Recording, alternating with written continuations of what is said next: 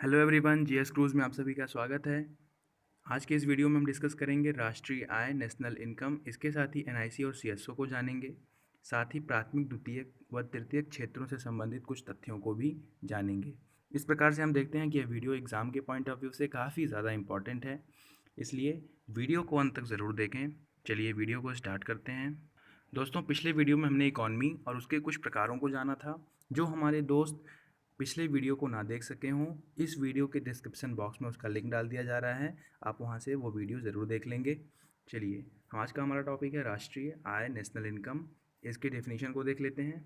एक निश्चित समय वित्तीय वर्ष में उत्पादित वस्तुओं और सेवाओं का कुल मौद्रिक मूल्य राष्ट्रीय आय कहलाता है। दोस्तों, चूंकि हम भारतीय अर्थव्यवस्था के संदर्भ में राष्ट्रीय आय पढ़ रहे हैं, तो यहाँ पर ये जो निश्चित समय होता है वह एक वित्तीय वर्ष है, जो कि 1 अप्रैल से 31 मार्च तक के समय को कहते हैं। इस समय अंतराल के दौरान भारत देश में जितनी भी गुड्स और सर्विसेज प्रोड्यूस की जाती हैं, उन सभी के मौद्रिक मूल्य को राष्ट्रीय आय कहते हैं। यहाँ पर ध्यान देने की बात है कि राष्ट्रीय आय की गणना के क्रम में हम दोहरी गणना किसी भी वस्तु या सेवा की नहीं करते हैं। दोस्तों, दोहरी गणना को समझते हैं एक उदाहरण के माध्यम से। दोस्तों, मानते हैं कि एक किसान है, वह गेहूं का उत्पादन करता है और कुछ गेहूं को वह 20 रुपए में एक आटा चक्की वाले को बेच देता है।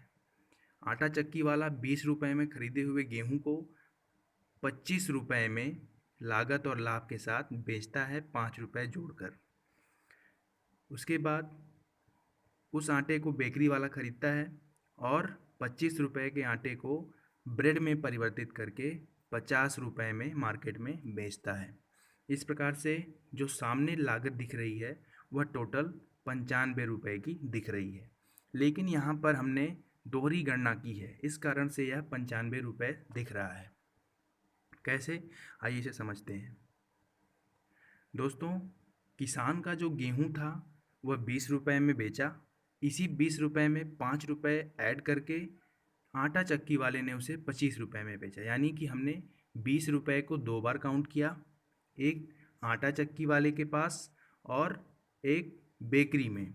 इसके साथ ही आटा चक्की वाले के जो 5 रुपए ऐड करके इसने बेचा था, उसे हमने बेकरी ब्रेड वाले में ऐड किया और बेकरी ब्रेड वाले ने और अधिक 25 रुपए लगा करके इसे मार्केट में 50 रुपए में बेचा। इस प्रकार से हम देखते हैं कि हमने 20 रुपए यहाँ भी काउंट किया और यहाँ भी काउंट किया, और 5 रुपए को एक बार बेकरी ब्रेड वाले में भी काउंट किया। इस प्रकार से 20 मल्टीप्लाइड बाई 2 प्लस 5, टोटल कितने होते हैं? 45। ये जो 45 आया, इसे हम 95 से घटाएंगे, टोटल जो आता है वही होगा बिना दोहरी गणना के मौद्रिक मूल्य। कितना आया? 50। इसे एक तरह से और समझ लेते हैं। दोस्तों, किसान ने गेहूं 20 रुपए में बेचा, आटा चक्की वाले ने उसे 5 रुपए और बढ़ाकर 25 रुपए में बेचा, और बेकरी ब्रेड वाले ने उस 25 रुपए के आटे में 25 रुपए और ऐड किया और उसे 50 रुपए में मार्केट में बेचा। 20, 5, 25 और प्लस 25 कितना हो गया? टोटल 50। यानी कि जो मौद्रिक मूल्य आया वह है 50, ना कि 95। तो देश की राष्ट्रीय आय की गणना में हम इसी विधि का उपयोग करते हैं, जिसमें हम दोहरी गणना नहीं करते हैं। क्यों नहीं करते हैं, इसे आइए समझते हैं। दोस्तों, यदि हम दोहरी गणना करते हैं, दोहरी गणना करने पर राष्ट्रीय उत्पादन वास्तविकता से कहीं अधिक आता है। आप यहाँ देख रहे हैं कि हमने बिना दोहरी गणना किए 50 रुपये हासिल किया, और अगर हम दोहरी गणना कर रहे हैं तो वह 95 रुपये दिख रहा है। आप यहीं पर अंतर काफ़ी ज़्यादा देख रहे हैं। तो यदि हम दोहरी गणना करते हैं तो राष्ट्रीय उत्पादन वास्तविकता से अधिक आएगा। इसी कारण से हम राष्ट्रीय आय की गणना में दोहरी गणना छोड़ देते हैं। चलिए आगे बढ़ते हैं। दोस्तों, अब हम देखते हैं कि नेशनल इनकम को सबसे पहले भारत में किसने गणना किया और इसका क्या इतिहास रहा है। दोस्तों, भारत में राष्ट्रीय आय की गणना सबसे पहले दादा भाई नौरोजी ने 1868 में किया। ठीक है। और इन्होंने भारत की राष्ट्रीय आय को तत्कालीन समय में 340 करोड़ रुपए बताया। साथ ही पर कैपिटा इनकम प्रति व्यक्ति आय 20 रुपए बताया। इन्होंने एक बुक लिखी, poverty and un British rule in India. इसी बुक में इन्होंने देश के राष्ट्रीय आय की गणना की। क्योंकि दोस्तों, आप सभी जानते हैं कि दादा भाई नौरोजी एक राजनेता थे, वैज्ञानिक नहीं। इस कारण से इनकी जो गणना है उसे वैज्ञानिक नहीं माना जाता है। तो आखिर प्रथम वैज्ञानिक गणना की किसने? दोस्तों, भारत के राष्ट्रीय आय की प्रथम वैज्ञानिक गणना VKRV राव द्वारा 1926 से 30 के दौरान की गई और इनके द्वारा भारत की पर कैपिटा इनकम 76 रुपये बताया गया। और इन्होंने बताया कि अगर हम भारत देश की राष्ट्रीय आय की गणना करना चाहते हैं तो भारत की कुल जनसंख्या में इसी 76 रुपये का यदि गुणा कर दें तो भारत का राष्ट्रीय आय निकल आएगा। इन्होंने ये सारी बातें अपनी book national income in British India में बताई है। आगे बढ़ते हैं। दोस्तों, VKRV राव जी ने भारत के राष्ट्रीय आय की गणना के क्रम में 2 सिस्टम को अपनाया।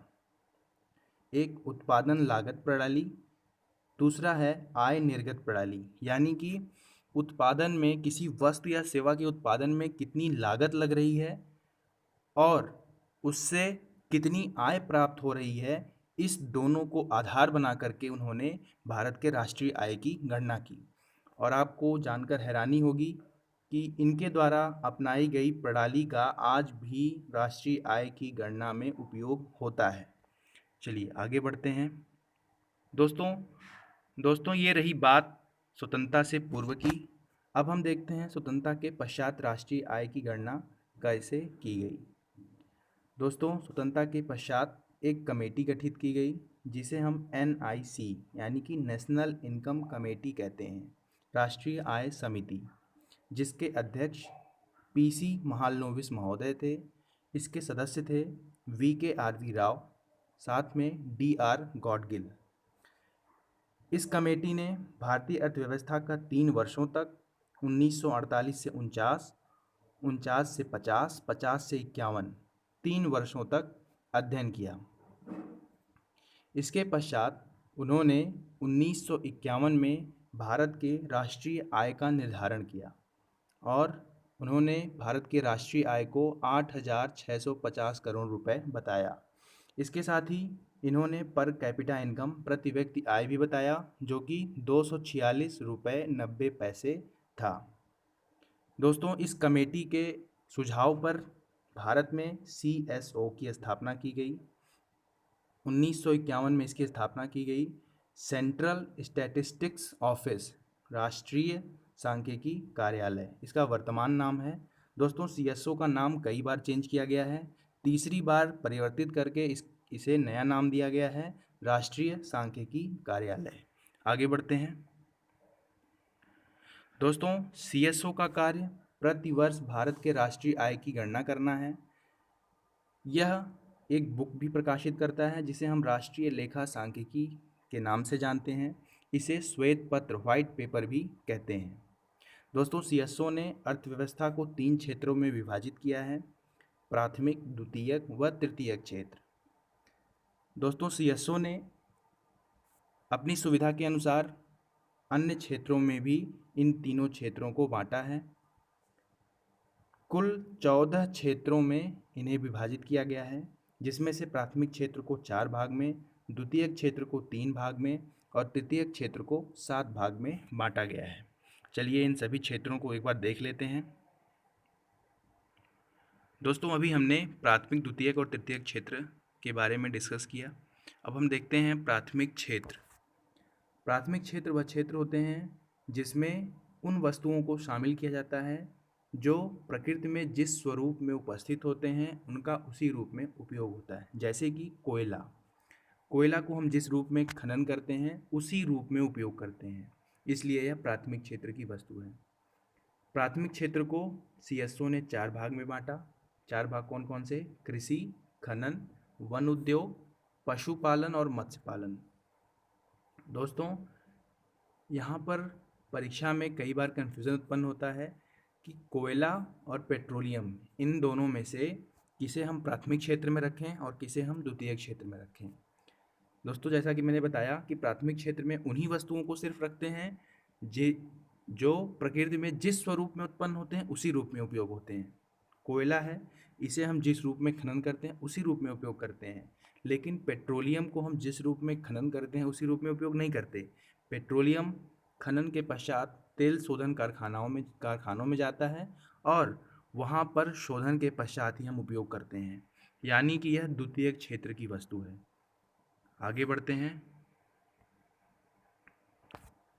द्वितीयक क्षेत्र को सीएसओ ने 3 भागों में बांटा: निर्माण उद्योग, विनिर्माण उद्योग, ऊर्जा व जलापूर्ति।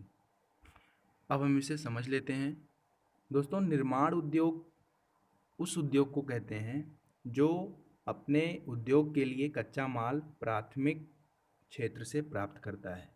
जैसे कि हम लौह अयस्क से, खनन से लौह अयस्क प्राप्त करते हैं, यह प्राथमिक क्षेत्र की वस्तु है। लेकिन लौह अयस्क को कच्चे माल के रूप में हम निर्माण उद्योग में उपयोग करके लोहा बनाते हैं, तो यह निर्माण उद्योग में सम्मिलित है। विनिर्माण उद्योग यानी कि जब हम किसी पहले से निर्मित वस्तु को दोबारा निर्माण करते हैं, यानी कि लौह अयस्क है, इससे हमने लोहा बनाया तो यह निर्माण उद्योग हुआ। लेकिन अगर उसी लोहे के तार को पॉलिश करने का काम किया जा रहा है काले पेंट से, तो यह विनिर्माण उद्योग है। एक उदाहरण से और समझते हैं। हमने लौह अयस्क प्राप्त किया, उस लोहे को निर्माण उद्योग में लौह अयस्क से लोहा बनाया, उस लोहे को हमने पुनः घड़ी बनाने के लिए उपयोग किया, तो यह विनिर्माण उद्योग कहलाया। यानी कि हम विनिर्माण उद्योग का कच्चा माल निर्माण उद्योग से प्राप्त करते हैं। अगला है हमारा ऊर्जा और जलापूर्ति। दोस्तों, जितनी भी प्रकार की ऊर्जाएं होती हैं, जैसे विद्युत ऊर्जा, यांत्रिक ऊर्जा, तो जो भी ऊर्जा है वह इसमें सम्मिलित किया जाता है। जलापूर्ति, दोस्तों, नदियों का जो जल होता है वह तो प्राथमिक क्षेत्र में आएगा, लेकिन यदि हम जल का शोधन करके और डिब्बा बंद डिजिटल वाटर बेचते हैं तो वह द्वितीयक क्षेत्र की वस्तु है। आगे बढ़ते हैं। तृतीयक क्षेत्र, सीएसओ ने तृतीयक क्षेत्र को 7 भागों में बांटा। तृतीयक क्षेत्र को सेवा क्षेत्र भी कहते हैं। इसके अंतर्गत पहला है बैंक, संचार, बीमा। दोस्तों, बैंक भी हमें सेवा प्रदान करता है, बीमा भी हमें सेवा प्रदान करता है, और संचार के जो साधन हैं वो भी हमें सेवा ही प्रदान करते हैं। साथ में दूसरा है रेल और यातायात, ये भी हमें सेवा प्रदान करते हैं। विदेशी समव्यवहार, दोस्तों, विदेशी समव्यवहार वह होता है जब हम किसी व्यक्ति के द्वारा, विदेशी व्यक्ति के द्वारा या किसी विदेशी कंपनी के द्वारा किसी प्रकार की सेवा लेते हैं तो वह विदेशी समव्यवहार के अंतर्गत आता है। सार्वजनिक प्रशासन और सुरक्षा, यह भी तृतीयक क्षेत्र का एक अंग है। सार्वजनिक प्रशासन सुरक्षा, इसे पुलिस से समझ सकते हैं, पुलिसिंग से। समस्या में आप पढ़ते हैं तो अलग प्रकार की सुविधा सेवा देती है, और यदि आप समस्या उत्पन्न करते हैं तो पुलिस अलग प्रकार की सेवा देती है। अगला है व्यापार, होटल और रेस्तरां। रेस्तरां मतलब रेस्टोरेंट। व्यापार, दोस्तों, व्यापार में जो व्यापारी होता है उसका उत्पादन यही होता है कि वह एक स्थान से वस्तु को उठाता है और दूसरे स्थान पर बेचता है। होटल, आप सभी जानते हैं, होटल में 2 प्रकार की सेवाएं होती हैं। एक तो उस बिल्डिंग की सेवा जिसमें आप रह रहे हैं, साथ में उस होटल में कार्य कर रहे जो एम्प्लॉयज़ होते हैं उनकी सेवा। ठीक है, रेस्तरां आप समझ ही गए, रेस्टोरेंट। अगला हमारा जो पार्ट है छठा, वह आवास और स्थायी संपदा।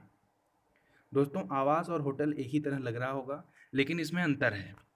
होटल क्या होता है? होटल में मैंने बताया वहाँ 2 प्रकार की सेवाएं होती हैं, बिल्डिंग और एम्प्लॉयज़ की। लेकिन जो आवास है, यहाँ पर हमें सिर्फ किराए का मकान, आप समझ सकते हैं, यहाँ पर हमें सिर्फ बिल्डिंग की सेवा मिलती है, वहाँ पर सारे काम आपको ही करने पड़ते हैं। होटल में आप झाड़ू लगाने नहीं जाएंगे, लेकिन आप अगर किराए के मकान में रह रहे हैं तो आप ही झाड़ू लगाएंगे। तो इस तरीके से आप आसानी से समझ सकते हैं। स्थायी संपदा, स्थायी संपदा से तात्पर्य है, यदि आपका खेत है और उसमें आप गेहूं का उत्पादन कर रहे हैं तो वह प्राथमिक क्षेत्र में जाएगा। लेकिन अगर आप स्थायी संपदा अपनी ज़मीन में किराए का मकान बनाते हैं और उसे किराए पर देते हैं तो यह तृतीयक क्षेत्र में आएगा। इसके साथ ही अन्य जो क्षेत्र छूट रहे हैं उसे 7वें भाग में सम्मिलित किया जाता है। इस प्रकार से हम देखते हैं कि CSO ने प्राथमिक क्षेत्र को 4 भाग में, द्वितीयक क्षेत्र को 3 भाग में और तृतीयक क्षेत्र को 7 भाग में, कुल 14 भागों में बांटा है। दोस्तों, एग्ज़ाम में पहले प्राथमिक, द्वितीयक और तृतीयक क्षेत्रों के विषय में ही पूछता था, लेकिन अब जो क्वेश्चन का पैटर्न है वह इनके उपवर्गों से आता है। तो आपको यह आसानी से याद हो जाना चाहिए और एग्ज़ाम में आप गलती करके बिल्कुल नहीं आएंगे। अगर आपको कॉन्सेप्ट समझ में आ गया हो तो अच्छी बात है। अगर कहीं पर कोई थोड़ी सी प्रॉब्लम हो रही हो तो वीडियो को एक बार फिर से देखें, आपको वीडियो आई होप आसानी से समझ में आ जाएगी। आज के वीडियो में बस इतना ही। अगर वीडियो पसंद आई हो तो वीडियो को लाइक ज़रूर करें, साथ ही चैनल को सब्सक्राइब कर लें, जिससे आगे आने वाली वीडियोज़ की नोटिफिकेशन आप सभी को आसानी से मिल सके। Thanks for watching.